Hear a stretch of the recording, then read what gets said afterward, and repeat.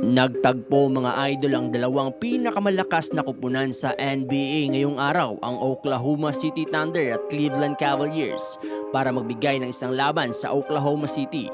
Sa pagkakataong ito, bagamat wala ang mga key players ng Thunders tulad nila Chet Holmgren at Isaiah Hartenstein, hindi ito naging hadlang para dominahin ang laro.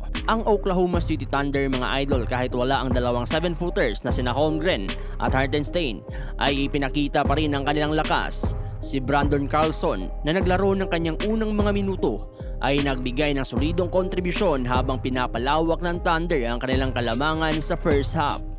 Sa pag-asa ng kanilang solidong rotation, mga key players tulad nila Lu Dort at Jalen Williams ay nagtala ng 22 at 19 points. Sa bench, nagpakitang gilas naman si Isaiah Joe at Alex Caruso na parehong nagtala ng double figures mga idol. Walang alinlangan, ang Oklahoma City Thunders ay may malalim na roster mga idol at kaya nilang mag-perform kahit na wala ang mga pangunahing manlalaro. Si Shai Gilgeous-Alexander mga idol ang pinuno ng OKC Thunder at hindi maikakaila na siya ang nagdadala ng koponan sa isang elite na season. Sa kanyang 40 points sa loob ng 29 minutes na playing time, pinangunahan ni SGA ang Thunder sa isang malupit na panalo laban si Cavaliers. Kahit hindi na niya natapos ang laro dahil sa malaking kalamangan ng Thunder, ang kanyang dominanting performance ay isang patunay na siya ang isa sa mga paborito para sa MVP. Sa tatlong sunod-sunod na taon ng MVP caliber na laro, tuloy-tuloy ang pagpapakita ni SGA ng kanyang kahusayan at leadership, at siya ang nagpapatibay sa kanyang posisyon bilang isa sa mga pinakamagaling na players sa liga sa ngayon.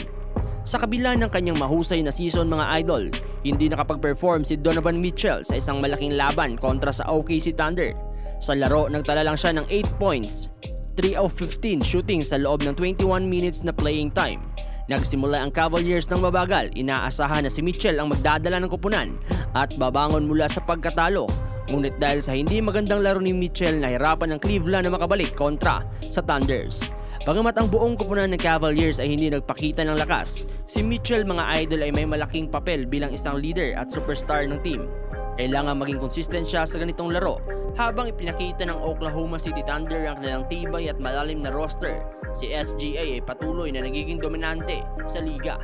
Sa kabilang banda naman ng Cleveland Cavaliers ay kailangan magpakita ng higit pa na leadership at consistency, lalo na kay Donovan Mitchell, upang magtagumpay sa ganitong high-level games. Ano sa palagay ninyo mga idol?